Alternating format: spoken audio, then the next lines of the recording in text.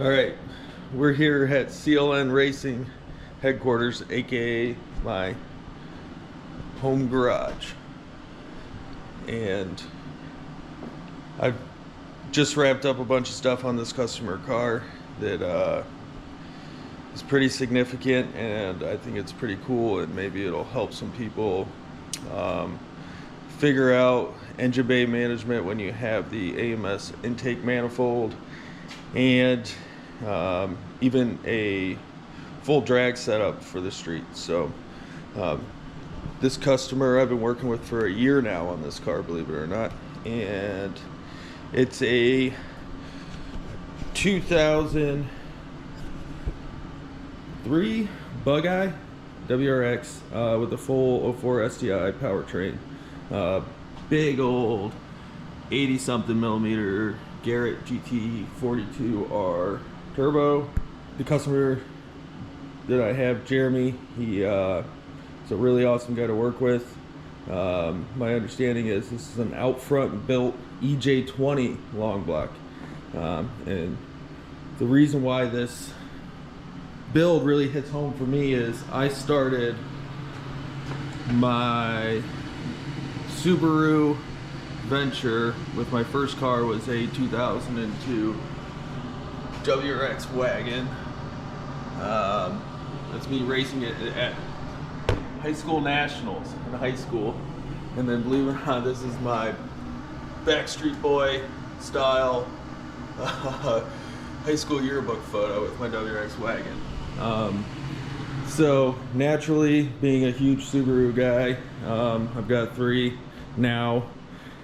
I was pretty stoked to work on a EJ20 drag car, and a Bugeye at that. So what did I do with this thing? So Jeremy came to me with this build. He had the turbo kit bolted up, but was struggling a little bit to get the custom fab to fit right on his Bugeye. Originally this kit came off like a Bugeye part out, I believe, and it made north of 1200 horse actually, so this thing is pretty wicked. It had a, well, we'll talk about the cooling system. So the cooling system Jeremy wanted was enough cooling system to run on the street. Normally when you have a front mount headlight turbo set up on a EJ car, you have to run just one half rad, aka a Civic, okay, EG, EK Civic radiator. But because usually that's because you have a reverse intake manifold and a charge pipe like this going straight through the center of where your radiator would be. I landed with the solution of 2 Civic half rads, being really the only option that forced me down this route, because I started to design a custom radiator that would fit just below that charge pipe, and so we'd lose about 3 inches at the top, but you can gain some thickness and get the capacity back. Designed it all in 3D CAD, sent it into Wizard Cooling, and they told me no. So essentially I had to work with what I had available. So with the 2 Civic rads, how do you mount this up? How do you make it work, right? So I chopped the normal inlet and outlets off because I needed to get enough of a bend here so that I could actually route these lines, the inlet and outlet lines, really close to the radiators, as you can see, and join them together to basically behave as one radiator. And something you really got to think about is, you know, the path of least resistance for the coolant flow is basically how the coolant's going to flow, right? So if I ran like a Y instead of just 90s here, you have to encourage the fluid to flow where you really need it. So the only way I could determine, or I could easily force the fluid to flow to both radiators, in and out of both radiators, was to run 90s. It could be more efficient flow wise, but at the end of the day, this capacity is a ton, and as long as we can bleed it properly, it should be far better than trying to run a half radiator. And the reason why my customer doesn't want to run a half radiator is not only does he want to drive this on the street, we're in Detroit, he wants to go to the Dream Cruise, and if you've ever been to the Dream Cruise, you're going about 5 miles an hour like in a traffic jam for most of it, and you really need a lot of cooling. You see a lot of cars overheat there, especially when you're doing a bunch of two-step flame throwing with a side pipe like that. We'll get into the exhaust in a second, but when you have an AMS intake manifold, what do you do with the overflow? What do you do with everything you normally would bolt to the intake manifold? So essentially, my solution was to use a Cusco strut bar and weld on some mounting brackets to mount the coolant overflow and the air oil separator here. And this coolant overflow now is actually, you probably can't really tell how high up it is, but it's higher than stock. So you can see that it's significantly higher than the block and higher than the radiators. So that'll be where all the air bubbles should go. I had to do some cutting and reorganizing of the hose barb fittings for the overflow can, but that should work fine. Something that I dealt with on my other race car, my personal race car, was where do you put the washer overflow tank and the coolant expansion tank. So for that, I just made two overflow cans, or sorry, an overflow can for the radiators, and then I have the stock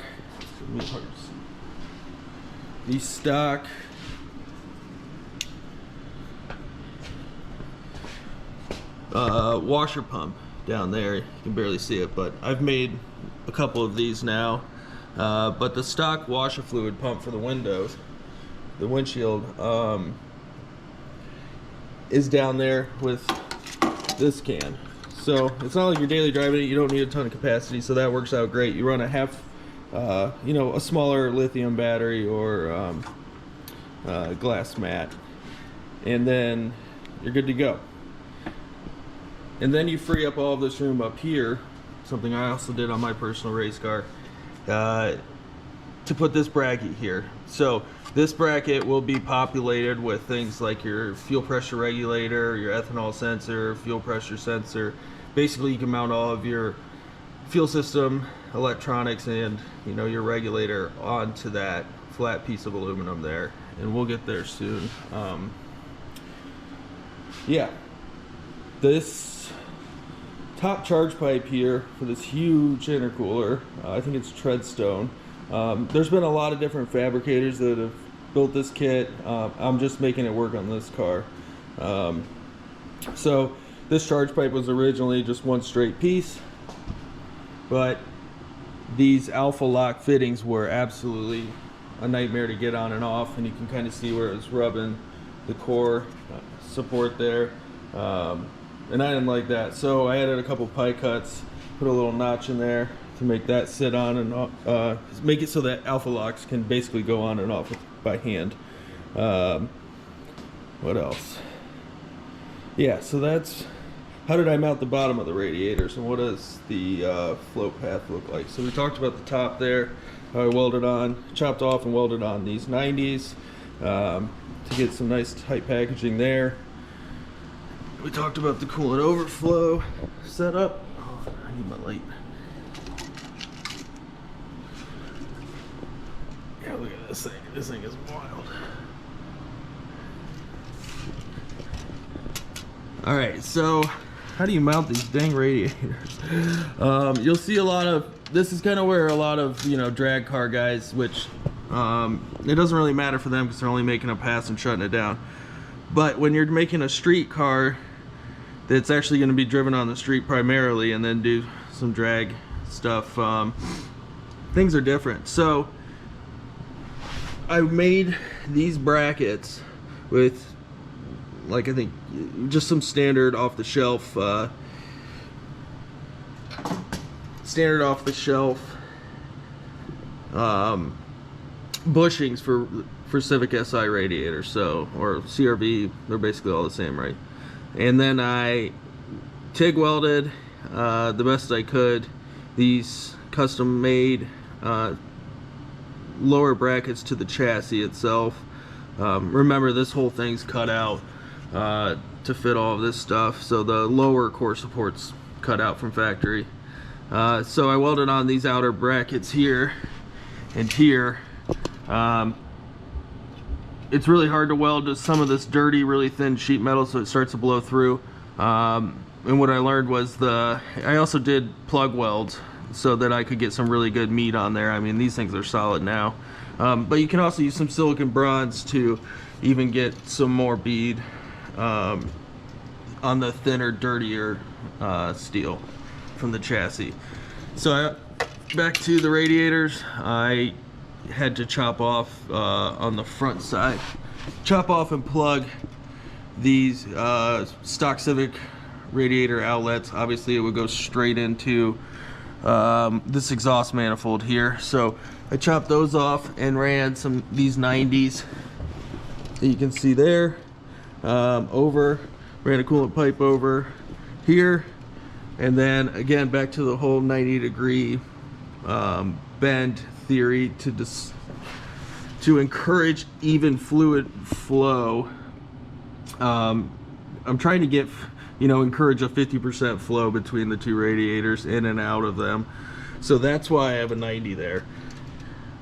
We'll probably do a lot of testing, use some IR gun stuff, and try to understand how the coolant's going to each radiator, and data log and figure out if it's actually doing that and make corrections as we go. But for now, I think that this is a pretty damn good setup myself. But yeah, so everything can go in and out really easily and come apart and go back together. Super easy for service. I welded on these two tabs here to mount the other radiator bushings on the bottom. So right to the treadstone intercooler core. I think it's massive. All right, let's talk about the pretty stuff. So the customer also came to me and had a downpipe, or sorry, a hood exit exhaust. They came with this part out kit, and he really was not a fan of hood dump exhaust, and it was not a pretty downpipe, to say the least. It wouldn't have gone with the level of appearance that my customer wanted on this car. So he really wanted it out of the fender, but where that exhaust was coming out was actually right in this fender wells, and there was no possible way that you're going to get a 4-inch pipe out the side and your wheel and tire combo in that wheel well. So, not a pie cut guy normally. This is the first time I've ever done a pie cut, down pipe, or side pipe, whatever you want, pie cut, exhaust, whatever you want to call it. But I'm really glad I did on this one, especially because I needed a really tight radius, right? So in theory, the application for pie cuts is when you can't get a Mandorel bent tube with a tight enough radius to do what you need here. And if you look at it, I need a 180 and a 90 to get it out, and it's kind of got to do some other bends. So perfect application for pie cuts here. Yeah, it's like over 430 inches of welding on this down pipe or side pipe. All stainless bros materials, and gotta love them. Welds great, super clean, quality metal. Yeah, so pie cuts to get it all the way around and out the fender without taking up the real estate for the wheel and tire combo, right? Especially when he gets big slicks on there.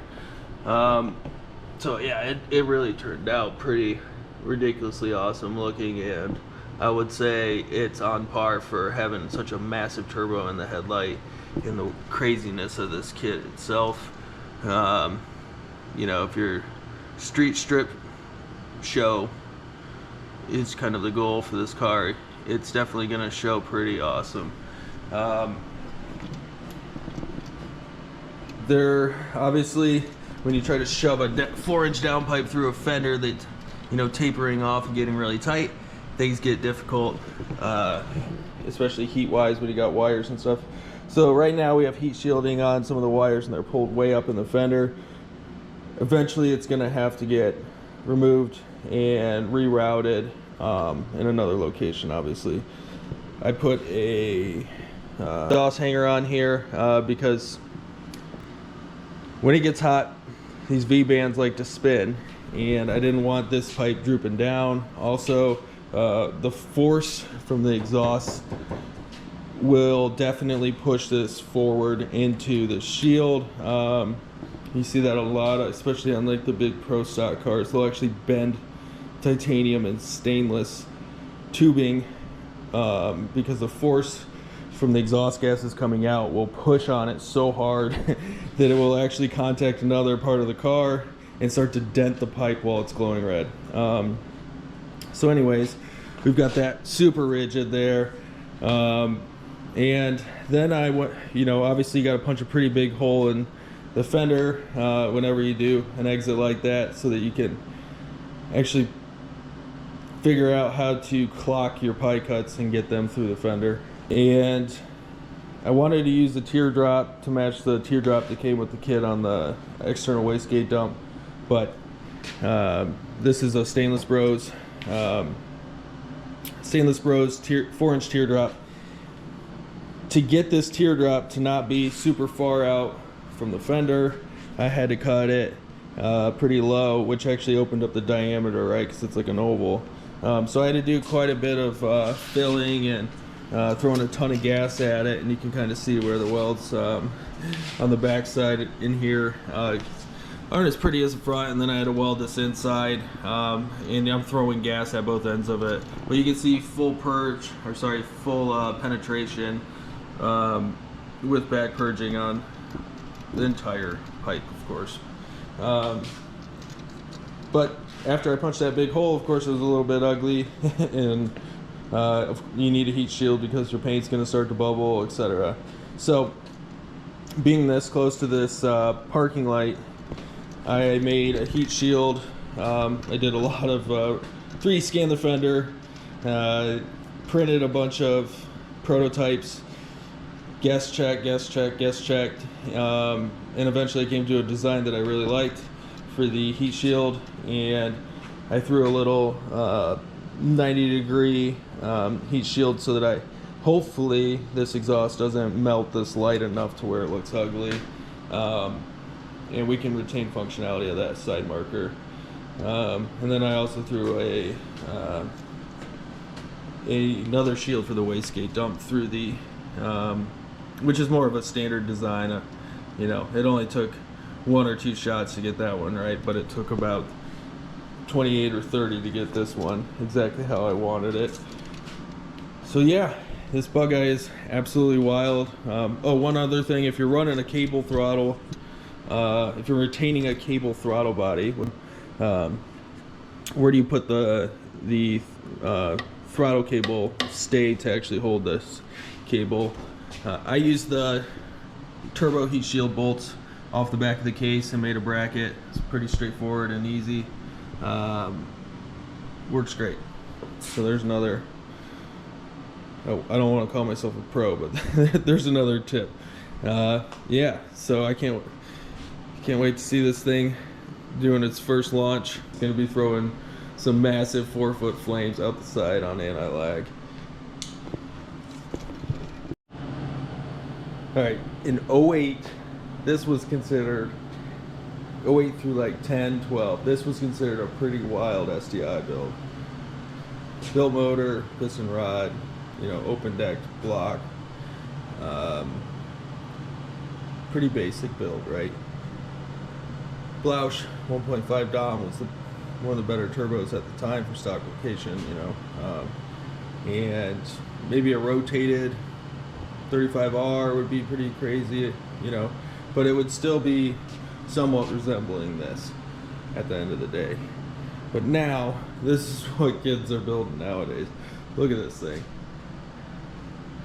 It's absolutely bonkers what is the new norm. Look at that. I don't even call this a norm. This car is pretty wild. It's still not normal at all to see a Subaru like this. But look at this size of this freaking turbo, man. Just running an 88 mil headlight turbo on a freaking street car with a side exit and 2 Civic radiators to make up the difference for the street. Wow. Did brake temps give you a limp pedal at your last track event? Head on over to clnracing.com to check out our hottest deals on our Cool Shields kits.